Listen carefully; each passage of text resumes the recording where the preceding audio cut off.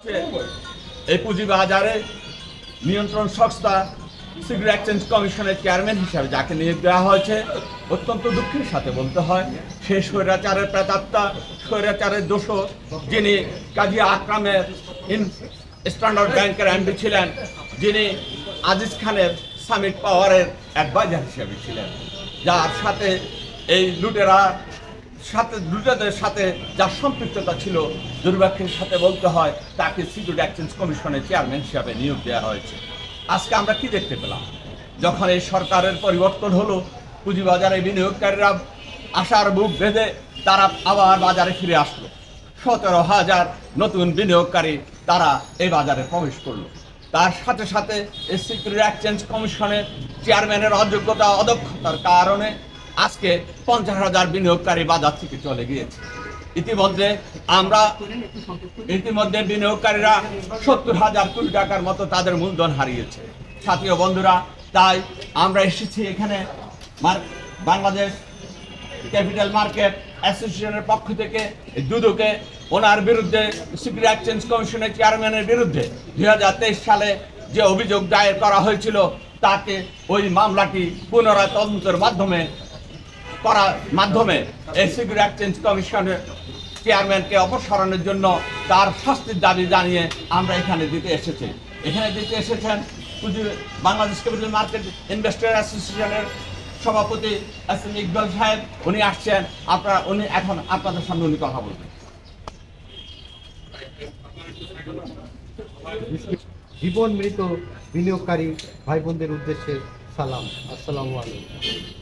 অত্যন্ত দুঃখের বিষয়, আমরা এই সিকিউরিটি অ্যান্ড এক্সচেঞ্জ কমিশনের নবনিযুক্ত চেয়ারম্যান জনাব খন্দকার রাশেদ মাকসুদ, উনি 18ই অগাস্ট যোগদান করেছেন।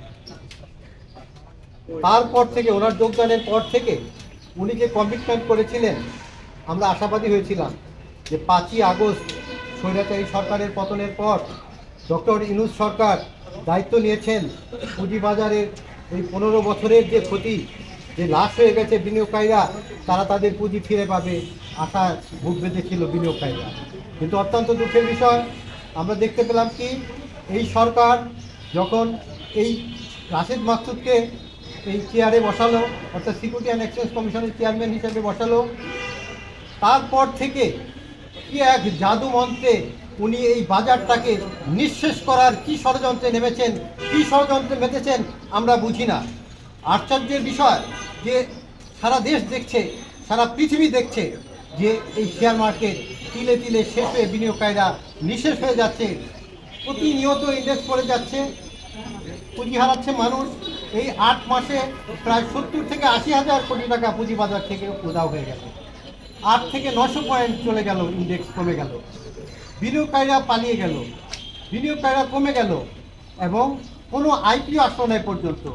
আর 264 কোটি টাকা লুটেরা মানি লন্ডারিংয়ের সাথে জড়িত সেই রাশেদ মাকসুদ এনআরবিসি ব্যাংকের, তার তদন্ত স্থগিত করে শুরু করলো তার এই তাণ্ডব লীলা। শেয়ারকে হেড ক্যাটাগরি নিতে হবে, জরিমানা করতে হবে বিভিন্ন কোম্পানিকে ইত্যাদির মাধ্যমে। কোনো জরিমানা উনি আদায় করতে পারেননি। তিনি করেছেন কি, জেড ক্যাটাগরি দিয়ে বিনিয়োগকারীদের ক্ষতিগ্রস্ত করছেন একের পর এক।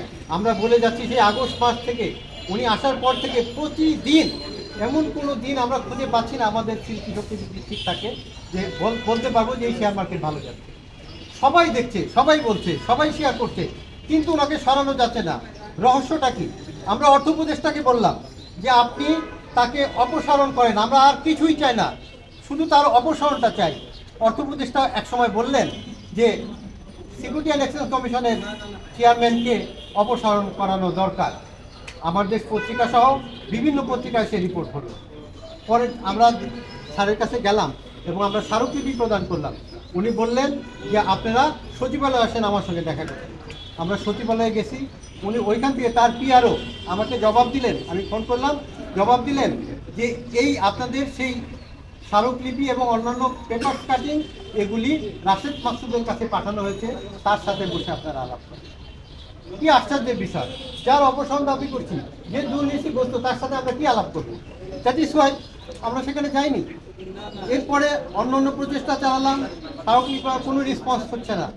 এরপরে আমি আরেকটু কথা বলছি, পুঁজিবাজারে এই দুর্দশা দেখে ডক্টর ইউনূস স্যার একজন ভদ্রলোক, একজন ভালো মানুষ, একজন যোগ্য লোক, আনিসুজ্জামান চৌধুরী, উনি কানাডা এবং অস্ট্রেলিয়া দুটো ইউনিভার্সিটির নামকরা দুটি বিশ্ববিদ্যালয়ের প্রফেসর এবং জাতিসংঘের অর্থনৈতিক বিষয়ক উনি ডিরেক্টর ছিলেন। তাকে আনা হলো পুঁজিবাজার দেখার জন্য। উনি ফার্স্ট মিটিং করলেন, ব্যাপক হারে শেয়ারের দাম দরপতন। কী রহস্য! মানে এমন একটা দুষ্ট চক্র এই শেয়ার বাজার নামক এই ইটাকে, বাংলাদেশের মেরুদণ্ড বলা হয়, উন্নয়নের মেরুদণ্ড, সেটাকে ধ্বংস করে বিলুপ্ত করে এটা জাদুঘরে পাঠানোর জন্য একটা ষড়যন্ত্র মেতেছে।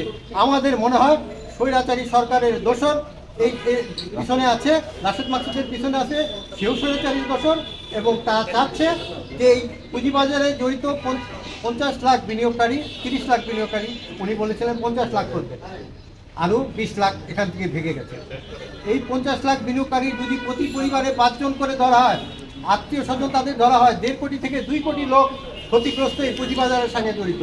এই 2 কোটি বলেন অভিযোগে কি আছে আর চালু করা, এবং শেয়ার বাজারে উনি কি করছেন, কত ক্ষতি করেছেন, সাংবাদিকরা কেন প্রশ্ন করে না যে উনি কি অবদান রেখেছেন শেয়ার বাজারে আর কি ক্ষতি করেছেন। ক্লিয়ার, পানির মধ্যে চিত্র, সব ক্ষতিগ্রস্ত বিনিয়োগকারীরা রাস্তায় হাহাকার করছে।